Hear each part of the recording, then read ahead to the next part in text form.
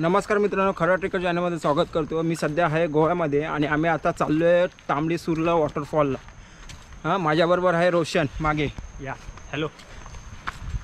तर ट्रेकिंग आहे, कमीत कमी अर्धा तासाचं रनिंग आहे, 3 ते 4 किलोमीटर।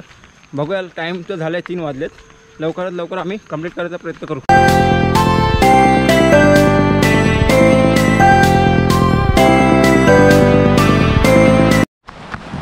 तर मित्रांनो 3 वाजले, तर आम्ही लवकरात लवकर वॉटरफॉलला पोहोचण्याचा प्रयत्न करतोय, जेणेकरून आम्हाला परत पण यायचं आहे। तर 3 वाजलेत, रस्त्यामध्ये असे पाणी वॉटरफॉल दिसणार।